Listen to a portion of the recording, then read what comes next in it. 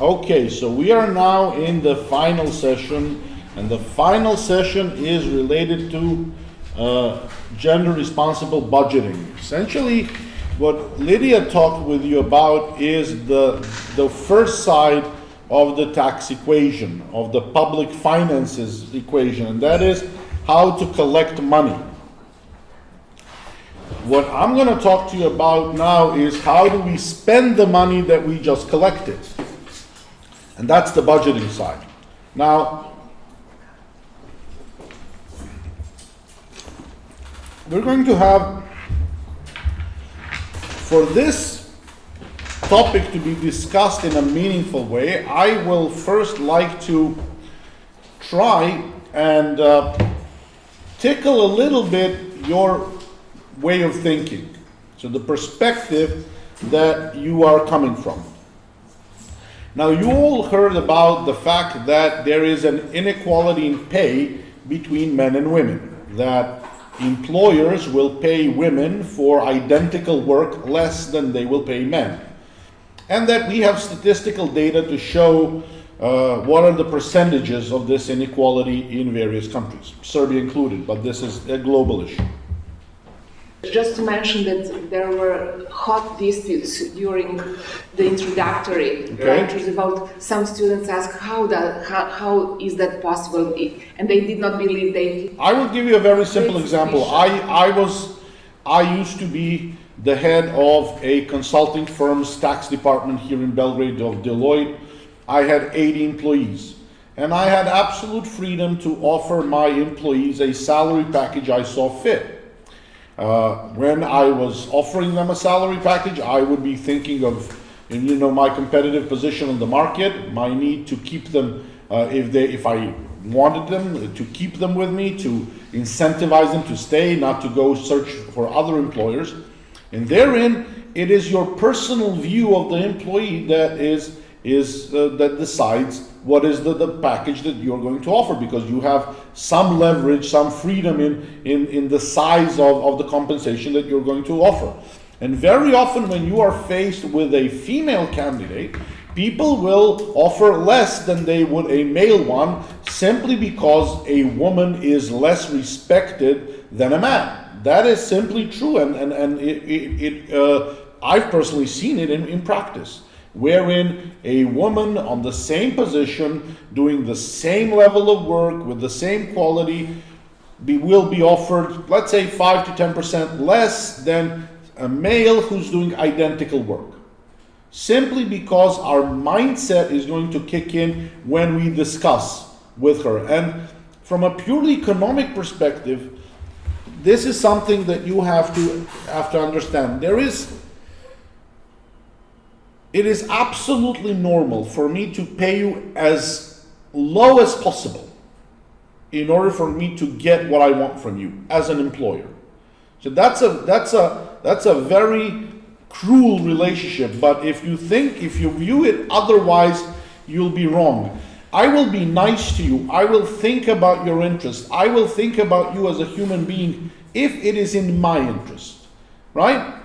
Or if I can afford it, but usually that is a very rare occurrence. So I will stimulate you, I will motivate you, I will think about your personal needs if I need you. And I'll give you an example when I need you. I had a female employee, and in February when the end of February are the deadlines for filing, it used to be end of February for filing certain financial reports and certain tax returns. The season was chaos. The pressure was incredible, and she would cry every day from pressure, from stress. And I would go outside, I would buy a box of chocolates, and I would sit with her and I'd feed her chocolates. And my boss would think that I'm insane. He would say, well, you're too nice to them. It's stress. She'll have to learn with it. And then I told him, yes, but in Belgrade, on the market, there are 3 more people that can do the work she does. And they are all more expensive than she is. And I'd have to pay them double to steal them from the competition, because otherwise they won't come. So if I don't feed her chocolates and she leaves, I'll have to do her job and I'll have to cry. So, it's very selfish, but it's very reasonable and economical. Now, but when you run a company, you are thinking of your own particular interest, and that is absolutely normal. Nobody, when they run their own company, think too much about the broader interest, nor do they see it. We are all individuals. However, when the legislator comes in, the task of the legislator is to take into interest the broader societal interests, okay?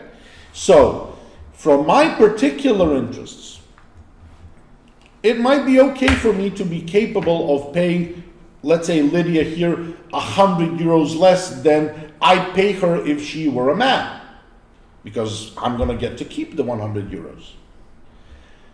But from a societal interest, this is wrong, because I am damaging the prospects of the country and of the society, because if her talent is not released to the fullest extent, the society is not benefiting, our growth as a society is not strong enough, and if she feels undermined, then I am, by keeping this 100 euros, inflicting damage on the society. But at the beginning, you spoke about that also from the point of economic interest. It is important to collect talents of female exactly. But workers as well. It really, the broadness of thinking differs. Now, my question for you is very simple, and I'm going to ask somebody to contribute. There are two ways in which I can deal with this issue. Modern technology can allow us to very quickly and very easily check whether or not there is a pay gap between men and women within a corporation. It's basically a simple Excel exercise, right? You push in the button, you take out the data that the company has, you see the level of that the employees have, you see the pay, and you see if they're paid equally, right? And then let's say that this exercise, which is not particularly difficult under the current what technology enables us to do, we see that there is a gender gap. So, can you think of ways in which to deal with this issue?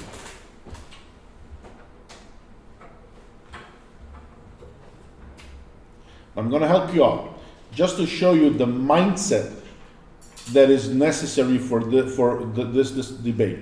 Many people will say, well, let's introduce a tax incentive. Let us introduce a measure where we will reward the employer who made sure that there is no pay gap between their male and female employees. Now, my question for you is this. If gender equality should be normal, should be the norm, why would I reward somebody for being normal?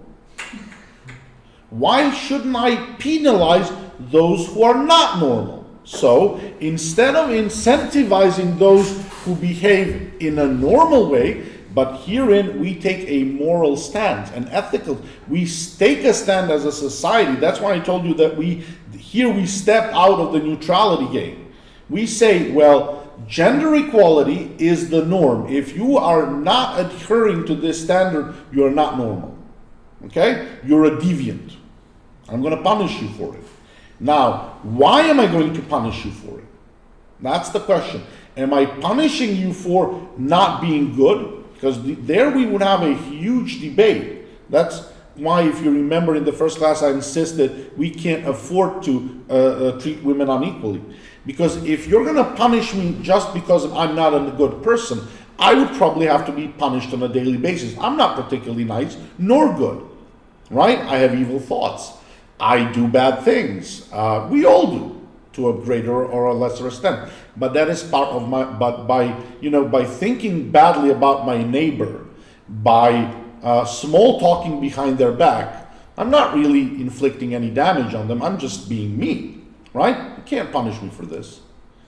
So, what we need is an additional element. We need to agree on this initial point that by not paying women equally for the work that they do as their male peers, you are actually inflicting material damage on the prospects of the society.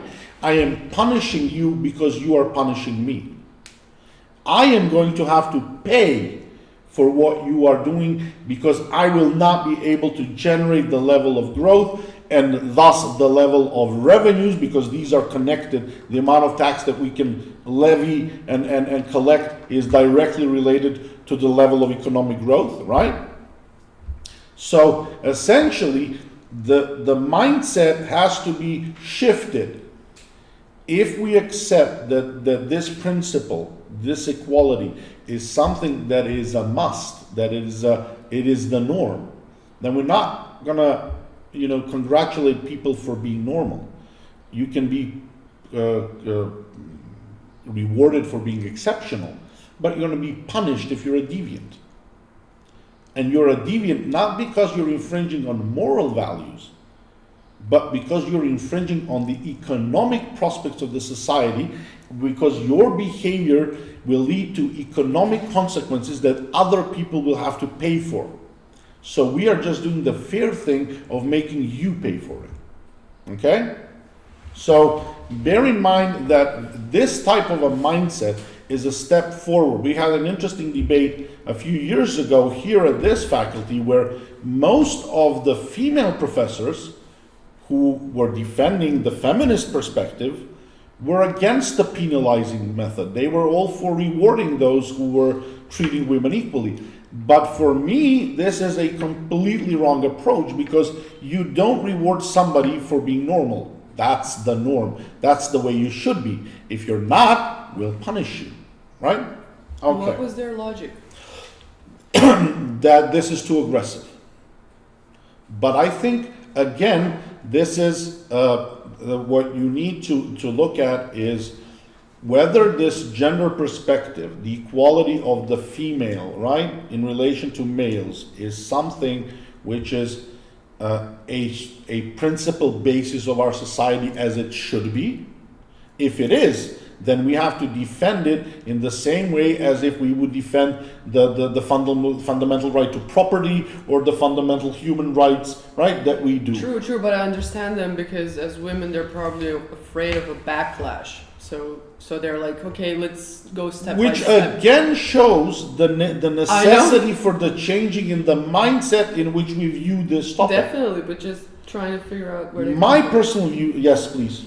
If I may, when we talk about the question of whether we should penalize the bad or reward the normal or good, I agree with you that it's theoretically speaking better to just penalize the bad and say the good is normal, we shouldn't do anything. But in a system that is incapable of catching every bad thing, those who want to behave badly can just say, I'll take the risk, maybe they won't catch me. So maybe that would be an argument in favor of this. Those who are good will do their best to prove that they're good. Well, let me tell you this. First of all, you would be correct, but there's one small, that's why I insisted on the technological aspect when I spoke. Modern technology enables us to get to this data with relative ease. Right? So I would agree with you if we were talking about some past times where going through the data of a company in relation to their payroll would be really a very expensive and difficult exercise. Right now, based on the statistical data possessed by virtually all companies, we can get to this information in a matter of minutes, right? So from a compliance perspective, it's not really difficult.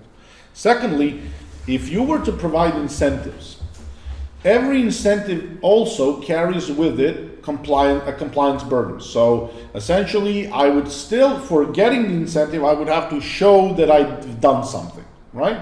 Now, this is something that would be my job as the employer, right? I would have to present to the tax administration certain data on the basis of which I would claim a certain tax benefit for treating my female employees equally. Now, from the managerial perspective, I might not care. Maybe the incentive is not high enough, right? For me to go through this burden of checking whether I've met the conditions. And secondly, well, I still maybe want to keep my freedom to pay as much as I want, right? Based on my current position. So usually it's the forceful approach that functions best. I mean, it's we all want to be good, provided it's free of charge, right? So the moment I start asking you for something, for you to pay for, to put up or shut up in relation to the good standard, many people will fail it. But maybe I'm too cynical and my view of the human race is not too good. But anyhow. So we get to the issue of budgeting. Now, budgeting essentially, because I know most of you are not tax students and not all tax students deal with the issue of budgeting, essentially is the art of deciding how are we going to pay, how are we going to spend public money. Now, I have a technical question. Is there a possibility for me to play a YouTube video? This is going to be an insert from probably the best piece of political satire ever. So this was the TV. It's probably the best piece of political satire. It used to be first a novel, Yes Minister, and then it went to become an award-winning TV series by the BBC, Yes Minister, and then later on, Yes Prime Minister. And sorry. One sec. And if you looked at the debate, you see a meeting of the heads of all the ministerial departments within the British government, and you see that they're talking about diversity and equality of sexes, and there is not one single woman at the meeting. And they're all in principle for the idea, but they practically can't apply it at the level of any of the departments. But in principle, they're all for it. And very often, this is where we are at in terms of and if you talk about budgeting is an exercise where the government takes a look at the amount of money that it can raise through public revenues, that is taxes, that it can raise through borrowing or by other means, but those are relatively insignificant, and then looks at the needs of the public and distributes this amount. Gender responsible budgeting means that we take into account the gender perspective when we decide how to spend money. Okay? So, let's assume that you have let's look at certain issues. Let's assume that we are going to we have two possibilities. One is to spend 5 million euros supporting the city's professional football club, or we can use these 5 million euros to build a public recreational sports center. Now, can you apply the gender perspective to this potential choice? We don't have 10 million, so we have 5. And when we are deciding what to spend the money on in relation to sports, for example, this is the choice. Now, apply the gender perspective to this choice. Well, it doesn't contribute a female sport in any way by making a statement. Let's assume, just to make it a little bit more complicated, that the professional football club has both a male and a female team. Okay. But usually the male games are going to be more crowded and... The male team brings in 99% of the revenue, and the players are paid usually 100 times more. So out of the 5 million, the male section of the club is going to benefit 100 times more than the female section. But who watches football? Mostly men. Some women do, but you can't really say. But again, there is a very strong male bias because this is a pastime that is interesting mostly to men. Now, if we are talking about a general sports recreational public facility, it's a facility which could provide equal space for both men and women, wherein the essential health of the society could be developed. But then, what could you do with respect to enhancing the general perspective of the public facility? At the expense of the public. You're a woman, what would you want? Like what kind of sport or? No, what would you, so for example, if we have a public sports facility, in one thing that is, for example, needed by women, but is usually provided by private providers for money, is, for example, exercises for pregnant and post delivery women. For example. For babies. Exactly. For kids. Exactly. Second of all, today, this morning, I was lying. My wife didn't go to work. My wife went to her to exercise. So she had a scheduled exercise at 9 o'clock, right? Now, if I am not cooperative, if I'm not going to keep the kids, she's not going to have her recreation. So maybe facilities for keeping kids during the use of the facilities by those who come to, that would be something that would, because women will always keep kids and take care of the kids. Male partners want to go for fitness. Also, again, facilities for kids. Exactly. Would be helpful. It would be helpful for the men as well, but it would definitely be more beneficial to women if you introduce such facilities. Why don't we have such facilities? Well, if you looked at the film, it's clear who is the decision maker. And these decision makers usually, Lydia told us that out of the top 500 CEOs in the US, 400 of them have stay-at-home wives, right? They are not even aware of this perspective. They don't know it exists. Okay? Okay. What would be if we were to, let's look at the level of a local, yes. So does it imply that their, how to say, declarative, gender sensitive approach is the mere cynicism? Absolutely. Because they know what is the I would visual, say that also in societies like ours, we have certain measures which have been introduced that the gender responsive budgeting needs to be applied. There are certain rules that need to be applied during the budgetary process. So there are certain standards that have to be checked. But in essence, this is basically something that is not really contributing to the change in the perspective. Because, for example, we have an urgent need in all of our greater urban centers for kindergarten space. Because we have, for example, in the city of Belgrade, we have 6,000 kids that can't be allotted kindergarten space at the public's expense, right? Yet we are building a national stadium, correct? That makes absolutely no sense. In terms of, second of all, what COVID showed us is that the social welfare net that we have created failed miserably for predominantly women and gypsies and the Roma people, for unregistered or low-paying jobs. So, for example, all those women, and they're 99.99% are women. I mean, if there is a man within this structure, it is a statistical, not a statistical error, it's a statistical mistake, right?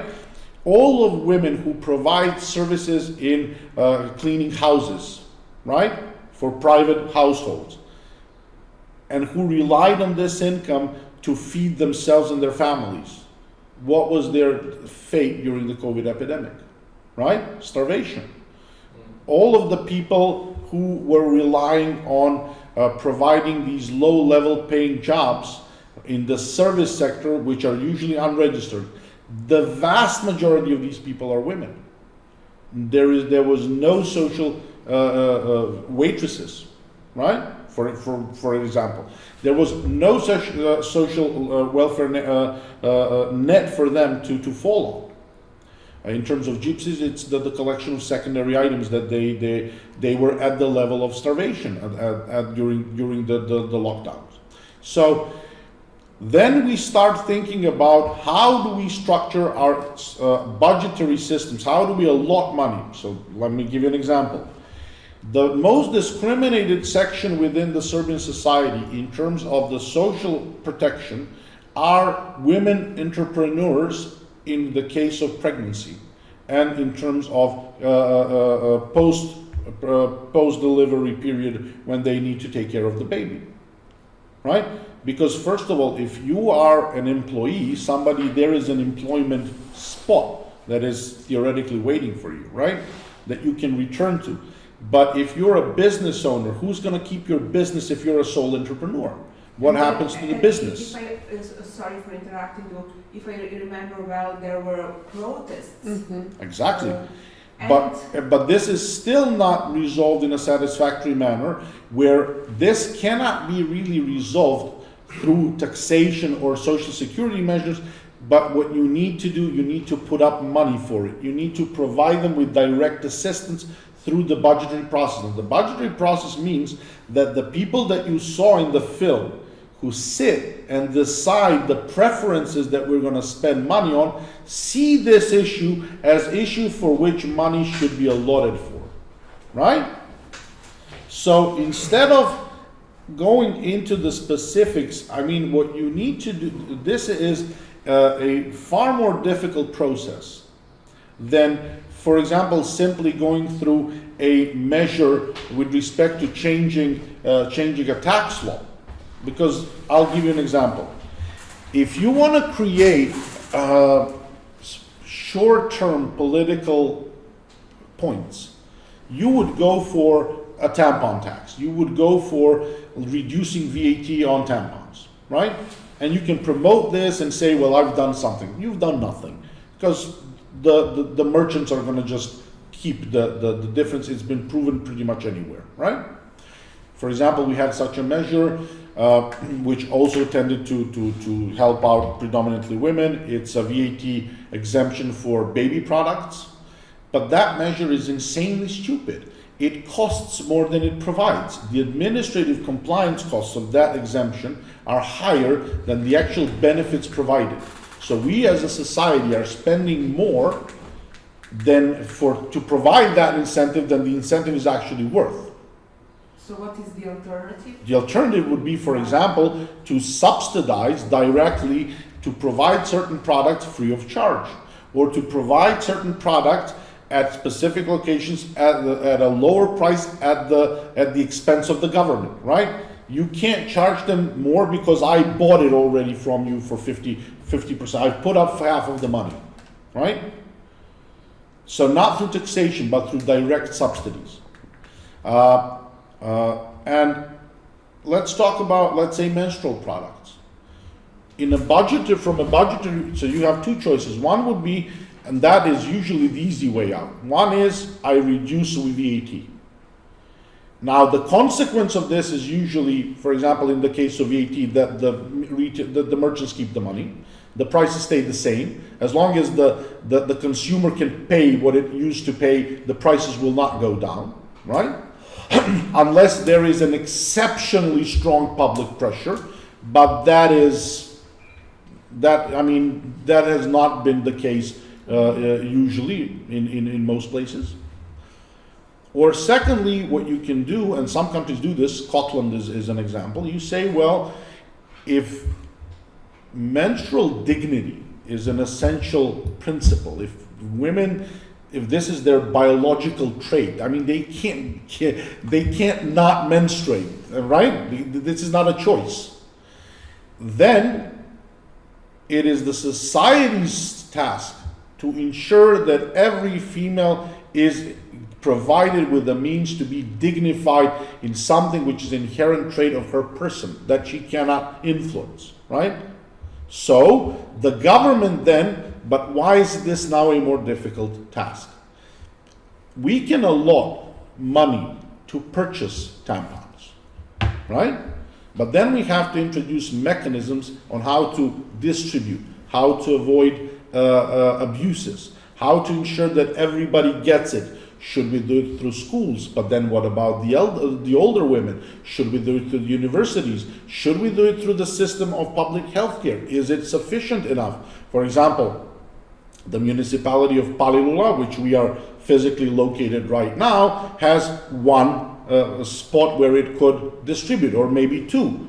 And it's a very big municipality, and so forth. So the budgetary side is actually, I think, in my personal opinion, a step forward, because tax measures can sometimes be, once the politicians have discovered that taxation can bring political points, they tend to start introducing measures which sound sexy, right? They sound as if you're actually doing something. Populist, exactly.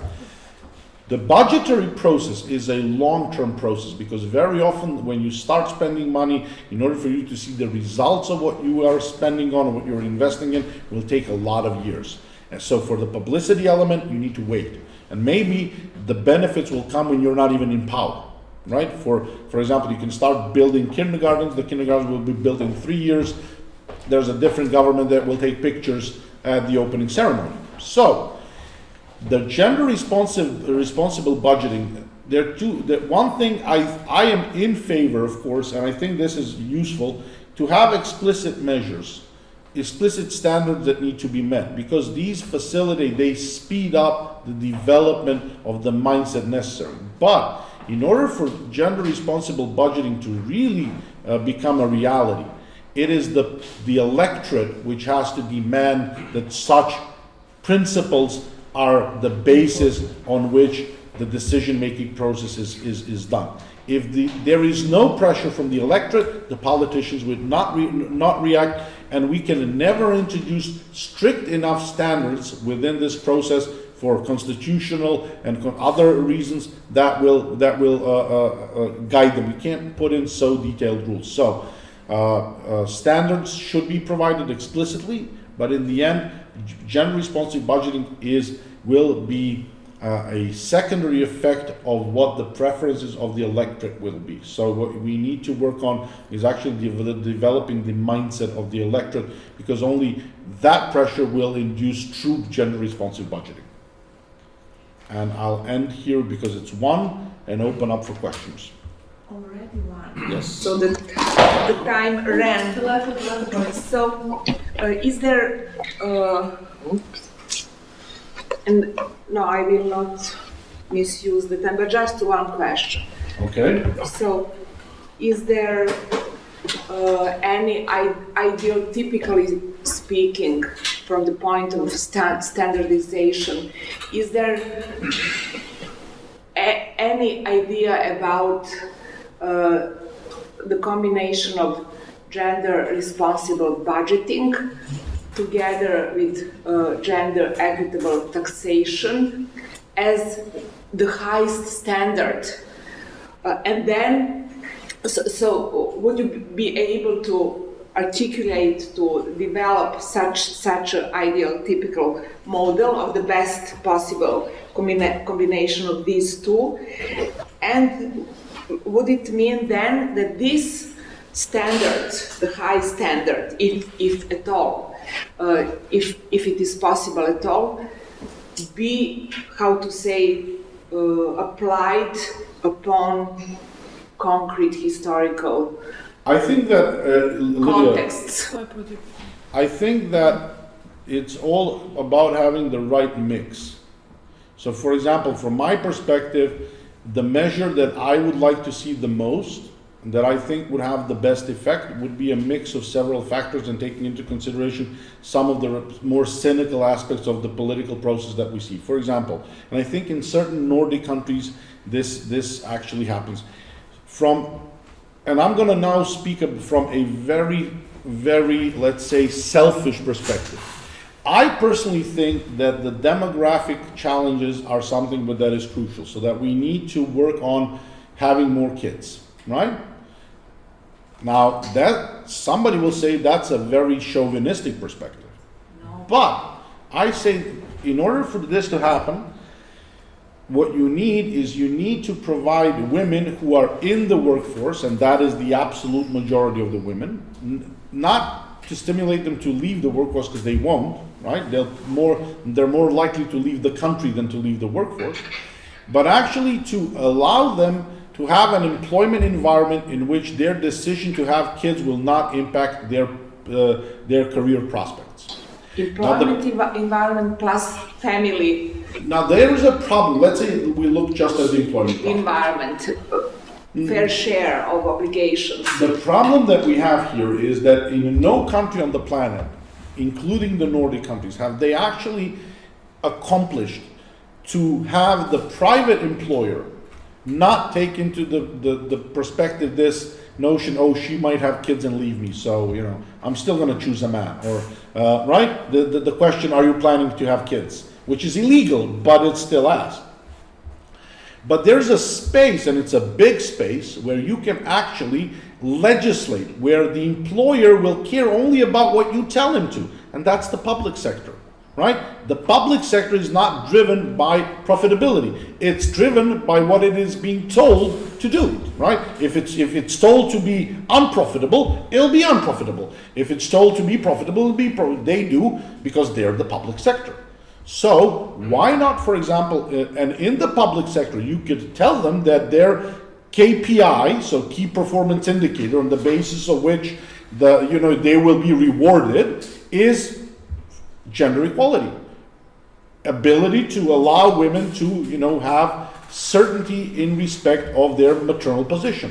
And then you say, well, if that's the case, and I legislate this in respect of public bodies, utilities, public companies, the administration, then let's say that due to the fact of the inequality of women in general, in this sector, they should have a preference in terms of employment, that every public body in the country should have at the minimum 60% female employees, all strata of the employment structure. So if this is a public university, 60% of the professors would have to be women, right?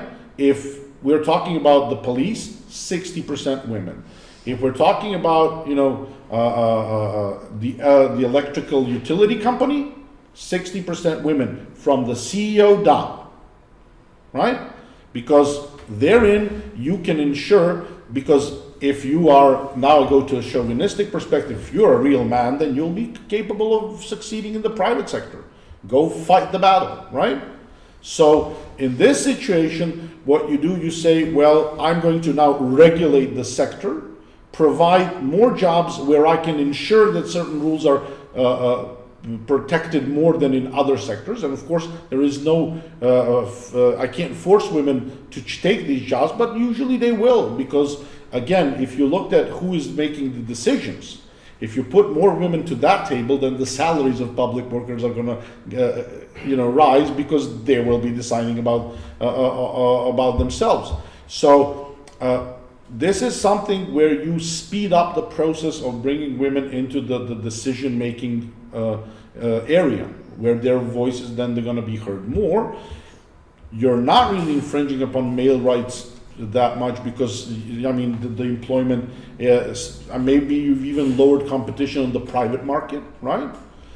And since they don't have this perspective of ever bearing children, because that's biologically impossible for them, right?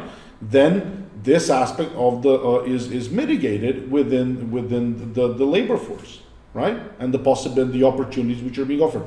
I don't know, for me that would, for example, seem reasonable, because then we could actually make sure that certain rules are effectively followed, at least in a certain segment of the society. I don't know what you, Lydia, think.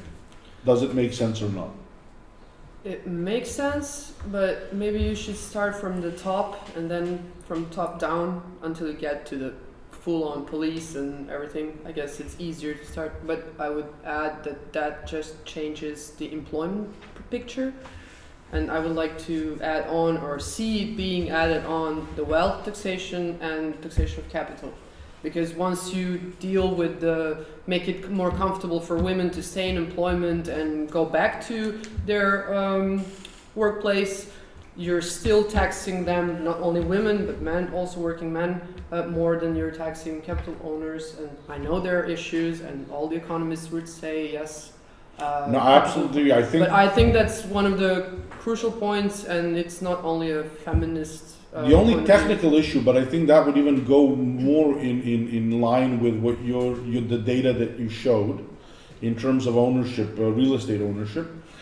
I would be absolutely in favor of a net wealth tax. I think that would be a very good idea. I think that, for example, if we're talking about countries with the administrative capability such as Serbia, which is relatively low, then probably a net real estate tax would be the first step, because the biggest issue in respect of a net wealth tax is the valuation issue, and with the real estate, it's first of all the easiest asset to determine the ownership, right? That can be because it would have to be cross-border, it would have to be inter-global, right?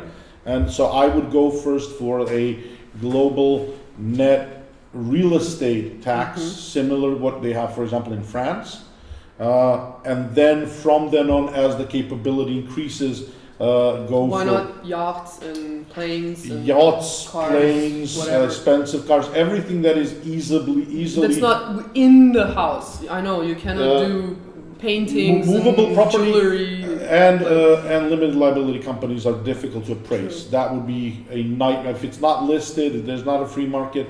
That is a nightmare to. So absolutely, but with the yachts. And we have Tiana raising her hand. We'll give her the floor. With yachts and planes, again, but this we would have to be. Usually, these are never they're never directly owned. Unlike real estate, usually True. they are kept through, specific special purpose vehicles.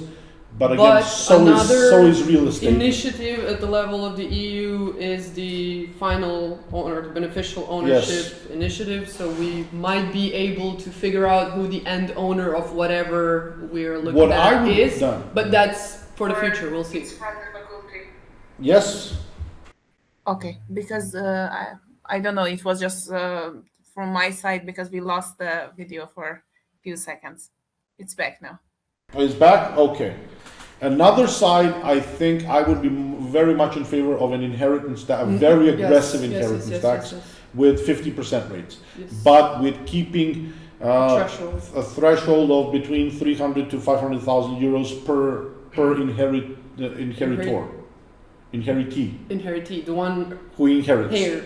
So let's say 2 kids, you can leave them between 600 to 1 million euros tax-free. Everything else, 50%. I would be completely in favor of. I'm down. with an exemption, with the threshold applicable only in relation to the first line of succession, and with the transfer between spouses always tax-free, because in the end it will be transferred to somebody else. Tiana, please. I just wanted to ask you, what is your opinion about the proposition of some organizations when it comes to the mothers who are returning to the work after maternity leave, when there have some options about lowering taxes and contributions for the salary of this woman, or subsidizing the taxes from the side of the state when they're returning after maternity leave, as a proposition for the keeping the woman in the workplace after this, let's say, break in their career. Those are measures that make sense. They have to be structured carefully, because the key issue is, what do you want to do? Do you want a woman to have a higher salary after she comes back to work because her expenses just rose because there's a mouth to feed? Or do you want her salary to remain the same, but for the labor cost of the employer to go down, so that the employer is incentivized to keep such an employee under unchanged conditions with respect to their net salary? Those are the two interests which are at times conflicted. So it depends really on what I would say, that it really depends on the labor market. the Serbian labor market, and not only the Serbian labor market, but most labor markets, at least in Europe right now, are having a deficiency of the labor force.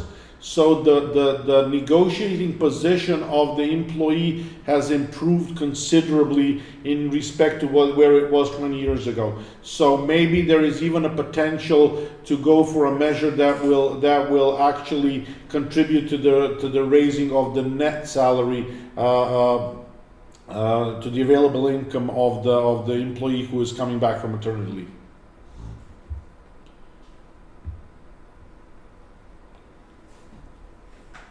Yes, please. Well, I really like that you brought to attention this not representation of women in decision-making bodies and in these high-level positions, and that is very important when we talk about this gender, in order gender-sensitive budgeting to be effective. So it's not enough just to give money, okay, we will put this assistance in the stadiums or gyms for kids to be there when especially women are there present. But also we have this article in this law on gender equality that says that gender-sensitive budgeting should be applied, but we see a lack of how to say interpretation of that article because it's a general norm, so we don't know exactly. We only have this plan and this instruction of 10 pages, and we are not sure. Also, I'm sure that all the people working in ministries are not sure how they will implement that. Well, let me tell you one thing. Maybe I'm very old-fashioned, so I don't believe in a law that doesn't carry a penalty. A rule that doesn't carry a consequence, in my opinion, is not a rule. It means nothing, right? If I don't have consequences, where is the legislative aspect? So there has to be a measurable KPI on the basis of which you're going to be judged, right? A performance indicator related to the gender perspective on the basis of which a civil servant will have to be held responsible. In terms of pay, level, in terms of position, in terms of the problem is that this is not done by civil servants, right? Because civil servants are people who execute the will of the politicians. That's in any democracy, right? Now, a politician who is elected carries with them the sovereignty of the electorate, right? So usually, unless they infringe upon the law explicitly, the responsibility is only political, right? So what you would have to do is, it's very difficult to legislate this aspect of responsibility of the politicians. So for example, a minister of finance, you can't say, well, the prime minister has to replace that minister if such and such standards are not met. Maybe you could. I don't know how this would be constitutionally defended. But it's very, very difficult, and I don't think any country has done so. What they've done, they've set legal standards for public bodies. You know, you have to have such and such percentage of female employees and so forth. But to measure the standards of gender-responsive budgeting in terms of political responsibility, that is in the end something which the electorate has to do. So what you need is a very strong. If you look at, for example, and this is present in our country. Even though you have such a law, even though such a legal obligation, a principle exists, when it suits them, most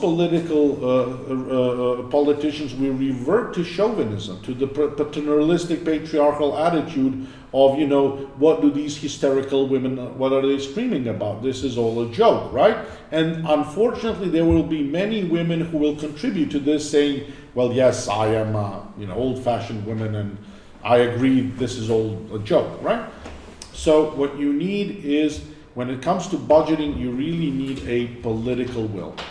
Without it, and this is what we get, and there are people more qualified than me in the room to speak about this, but the message of the suffragette movement is exactly that. It was the political pressure that led to results. I mean, these people were sacrificing their lives, throwing themselves under the horses of the whoever, the royal family. Exactly. So, but this was strong political pressure that then led to the fact that the electorate actually demanded it. And once the electorate demands it, you get whatever you want, because that's the way politics work.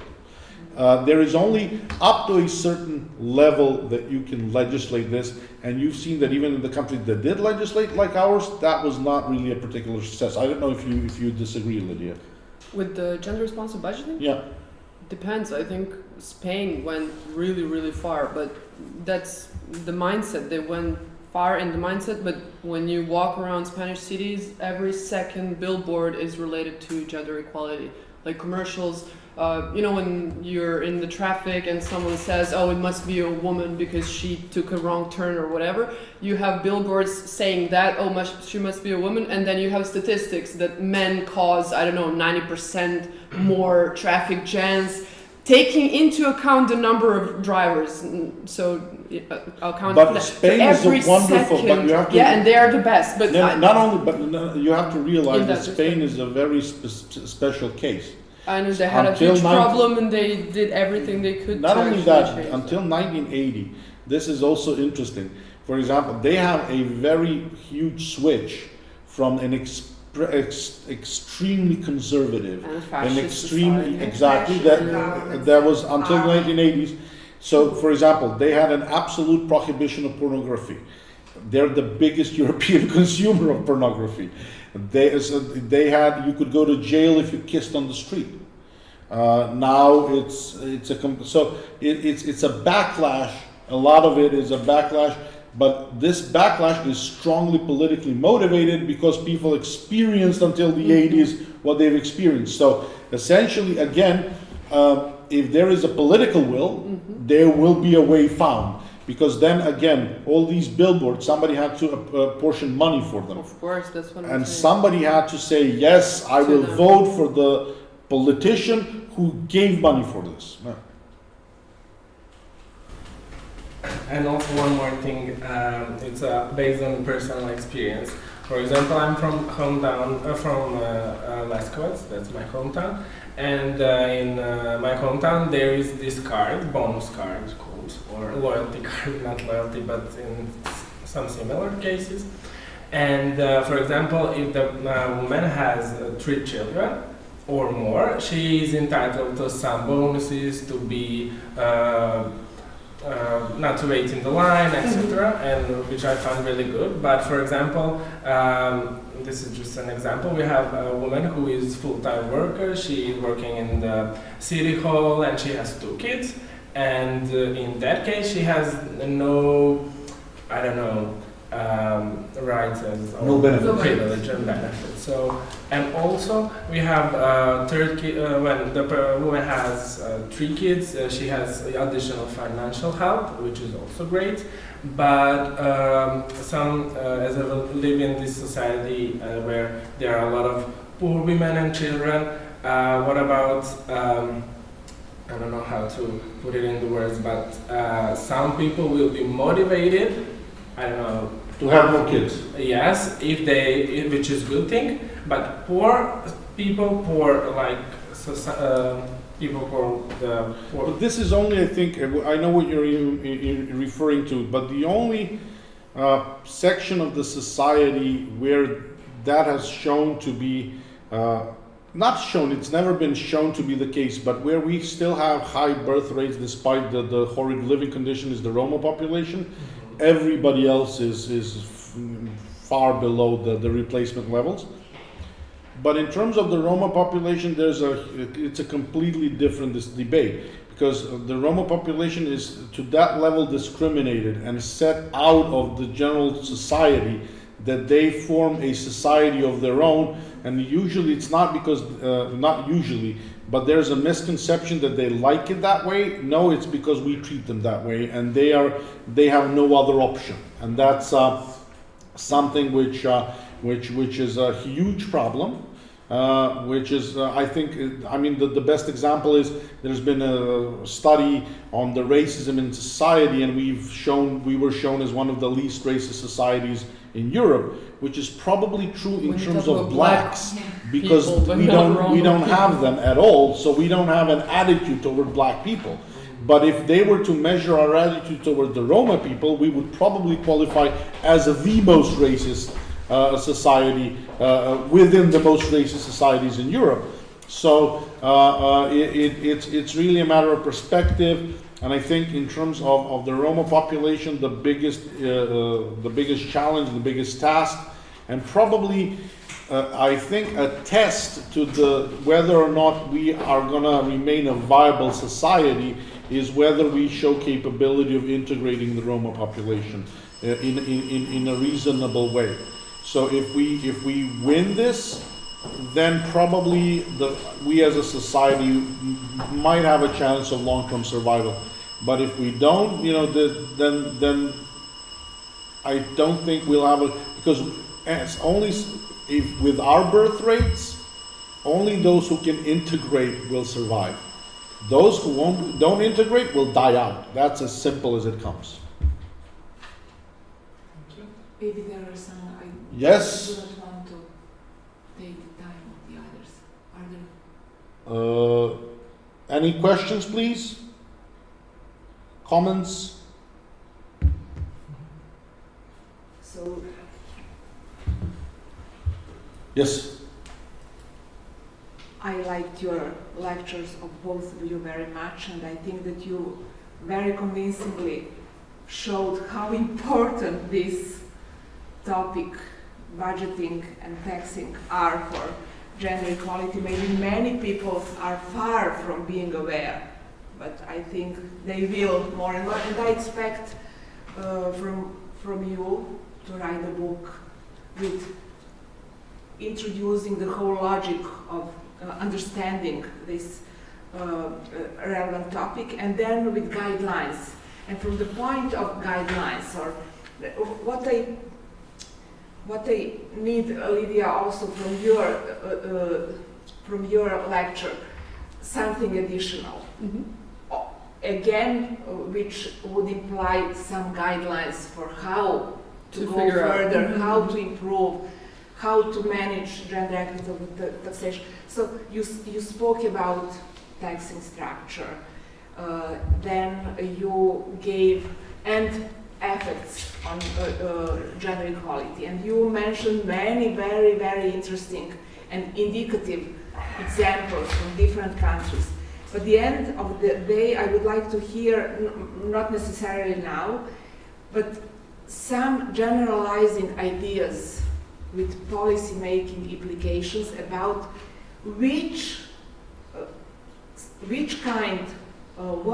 what type of structuring tax system would contribute at most and best in this direction of achieving gender equality. Okay, So that's something that needs to what be... would what tax structure or taxing system would be the one which really could be considered as gender equitable? Does it exist? Could it be imagined as one, how to say, I don't think standardized there or is a not? prototype, but you could improve what we already have, and I would go Criteria, for a standards.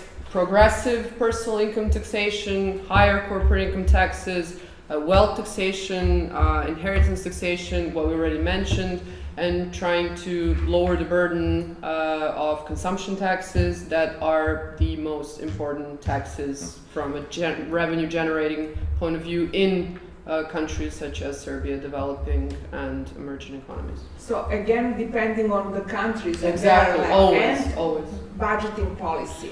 Budgeting policy Altogether.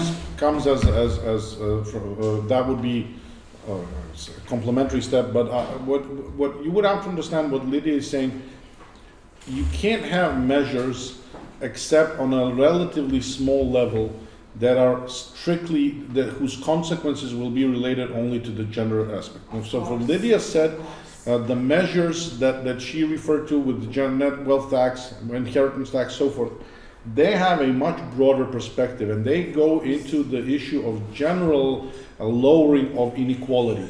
Absolutely. So Class struggle, everything. Absolutely. So that was the precondition. So it's very much left wing, where we both agree. I'm probably, in some cases more extreme than her, but one thing that I would stress a little bit, where I would be more careful, is the idea with progressive taxation.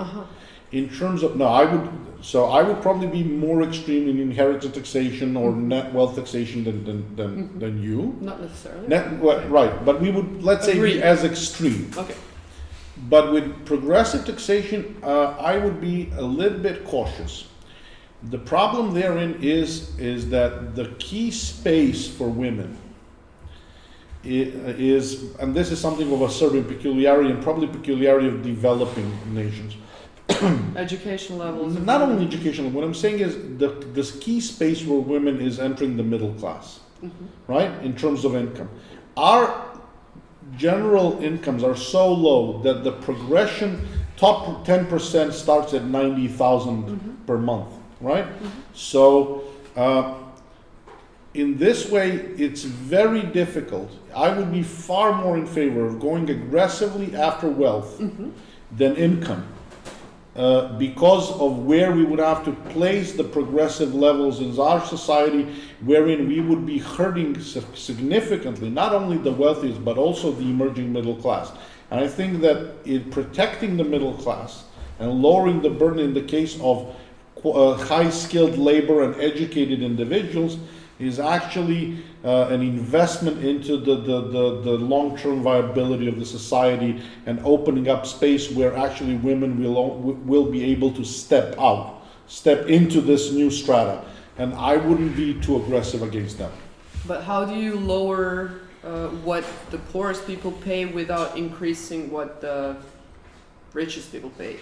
That's one. Just switching everything to wealth? No. Keeping, I mean, not everything. But I would go more aggressively after capital. Okay. Income from capital. But I would find mechanisms to reduce personal income taxation in terms in order to recognize investments in education, and of course a fairer system to recognize personal circumstances. Okay, we agree there. Yeah.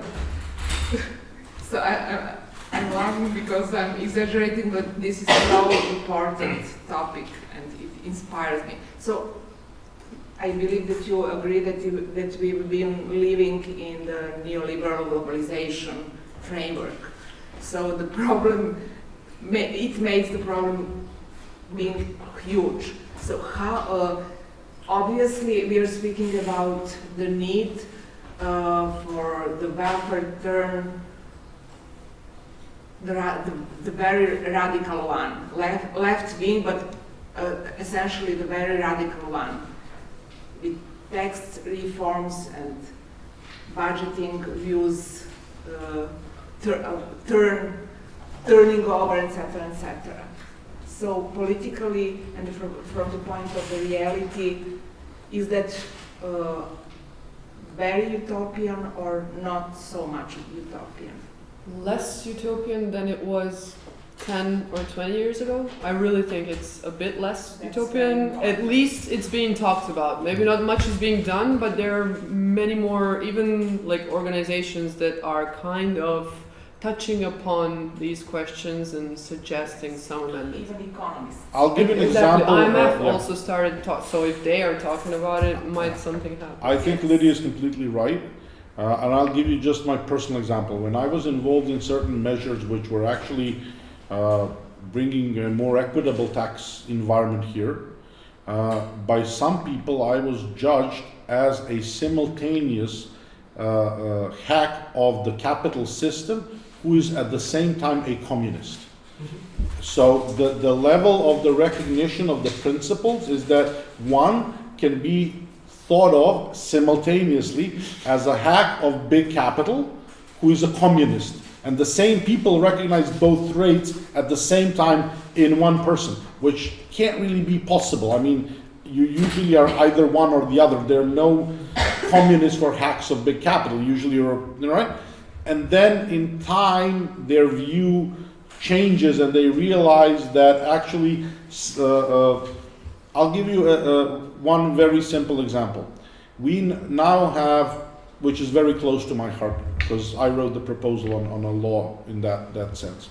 We have a huge problem in Serbia with respect to the price of real estate and the leasing of real estate. And we've been losing generations, a few generations of students who can't afford to live in Belgrade. Not only Belgrade, but Novi Sad as well, and other maybe bigger municipal centers. So, you know, I was arguing for a legal limitation on rents, right? We wrote a law, a proposal for a law. And that was a shock. And people were saying these are insane communists suggesting crazy ideas. What they didn't know is that in 1919, so 4 years ago, a radical government, a very conservative government by Stojan Protić, introduced a limitation on rents in this city 104 years ago because of the situation with the rental market in Belgrade. So the proposal that is thought of as a radical insanity, a radical left-wing insanity, was straightforward conservative policy 100 years ago. So that gives you the position where we are at in terms of realizing the potential for policy change that we have. We are so immersed in this globalization, free market capital dogma that, you know, we think of things that were introduced by probably the most conservative politician. Stojan Protić was the prime minister who stood behind the law, right? He was, I mean, we have his descendants in Belgrade. If you would to tell them that they were communist offspring, I think they'd probably have a heart attack. But yes, that policy is now, from a sound economic perspective, if you don't make these urban centers long-termly viable, then any investment in real estate is just a loss of money. Because the price of real estate, I mean, you can go to cities that are no longer viable from a population perspective, let's say Knjaževac, right? Where you will see in the center of the city beautiful buildings built by people 120 years ago when they were investing in real estate where they thought these were viable urban centers. Now, this real estate there's no value in it. And the same thing can happen here unless you take a long-term perspective, which sometimes asks for something that resembles a left-leaning, but nowhere near communism, because again, then we would have to deem our 1919 government communist, which would probably bring in many heart attacks. I will be quick. I know we are in the end, approaching the end, so I'm glad also we could stay forever talking about this. It's a very interesting and important topic, and I'm glad that you mentioned also this limitation of, especially for students, because I know a couple of my friends, my closest friends, need to move away from Belgrade because they can't afford living here.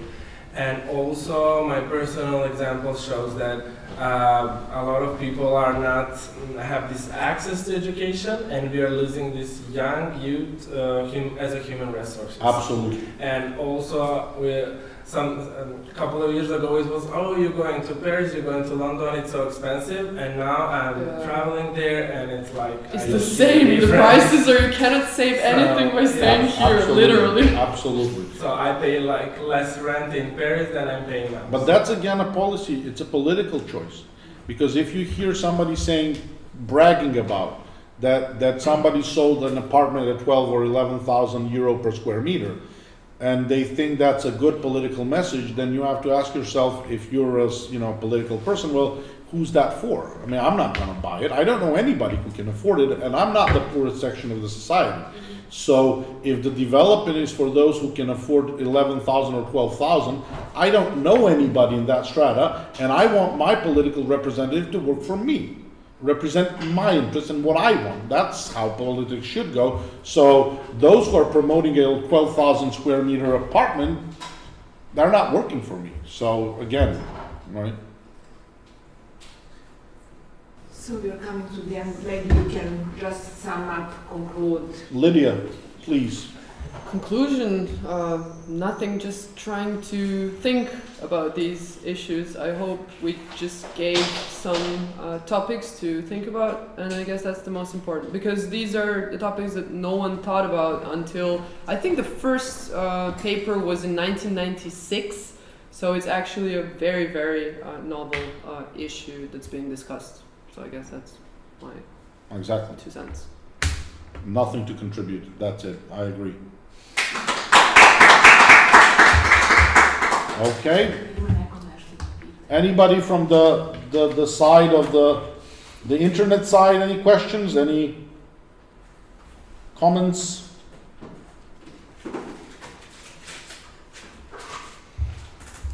One, two, three. Sold. Okay, thank you everyone for today's session, and hope to see you again. Again, if you have any questions, you can always write to us. Thank you. If you need literature, you can also write to us. We're open for it. Jeste li, jeste, na kraju jeste, prezentacije, ali stavit